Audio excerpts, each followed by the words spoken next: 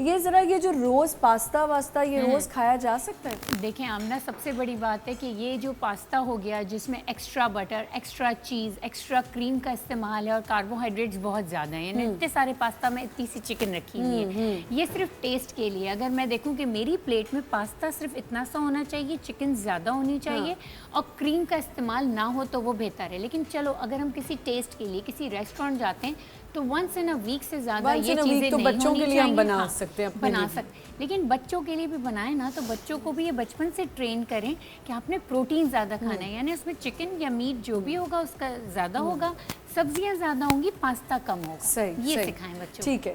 فاطمہ مجھے بتائیں کہ عبادات کا سلسلہ جو ہوتا ہے رمضان میں، کیا ایسی عبادات ہیں جو اسپیشل الگ سے ہم کر سکتے ہیں نماز کے علاوہ؟ تراویح ہے. دیکھیں تراویح ہے لیکن لیڈیز اتنی زیادہ، لیڈیز کے حوالے سے اگر ہم بات کریں کہ لیڈیز اتنا زیادہ مصروف ہوتی ہیں، تو میں سب سے پہلے یہ کہوں گی کہ planning is a best policy.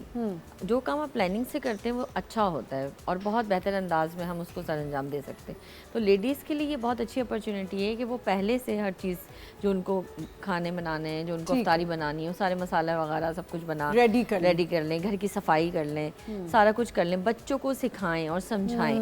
اور جیسے یہ بتا رہی ہیں غذاؤں کے متعلق کہ جیسے کہا ہے نا کہ روزہ رکھو تو صحت یاب ہو جاؤ گے، تو اب اس طرح صحت یابی نہیں ملے گی نہ ہمیں نہ ہمارے بچوں کو. جب تک ہم سیرت طیبہ کا مطالعہ، لیڈیز کو کم سے کم بیسک چیزیں پتہ ہونی چاہیے کہ خوراک میں بچوں کو کیا دینے چاہیے جو بچے کو طاقتور کرے، یا اپنے گھر میں ہم کون سی ایسی چیز بنائیں جو ہمارے گھر کے جو لوگ ہیں وہ کھائیں تو ان کے باڈی کے اندر طاقت آئے.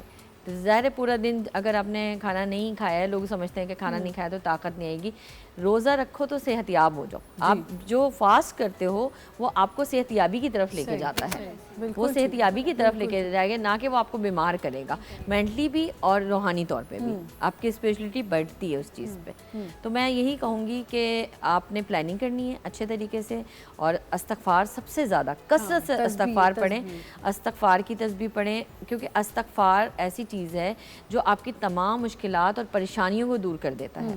اور درود شریف کی کثرت کریں.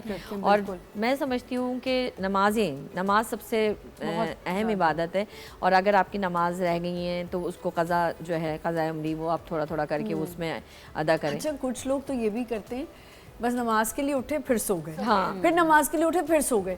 نہیں بھائی پورا دن ضائع کر دیتے ہیں، مطلب آپ اور کاموں میں بھی اپنا دل لگا سکتے ہیں. نہیں وہ نہیں کریں گے. دوسرا میرا سوال یہ ہے کہ آپ نے کہا کہ استغفار کثرت سے پڑھیں.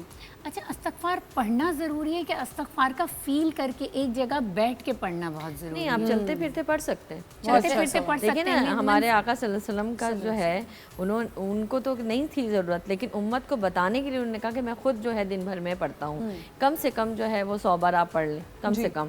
ٹھیک ہے. اور زیادہ سے زیادہ آپ چلتے پھرتے دیکھیں اللہ سے قربت جو ہے وہ توبہ سے شروع ہوتی ہے. آپ کے دل کے اندر یہ گلٹی فیل آتا ہے نا کہ میں گناہ گار ہوں، کیونکہ ہر بندے کو اپنا پتہ ہوتا ہے کہ وہ کہاں پر کھڑا ہوا ہے.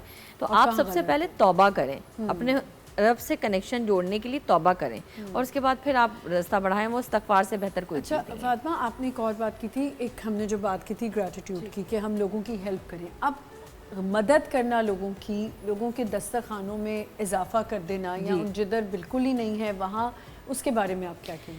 دیکھیں اس کو بھی ہم قرآن کو اگر ہم فالو کریں تو کہا کہ رمضان میں رزق کو بڑھا دیا جاتا ہے.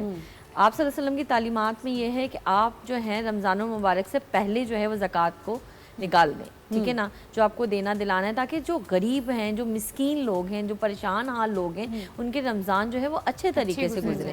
بات وہی کہ رحم دلی، بالکل جو کہتے ہیں نا کہ جو انسانوں پہ رحم نہیں کرتا اللہ پاک اس پہ بھی رحم نہیں کرتا.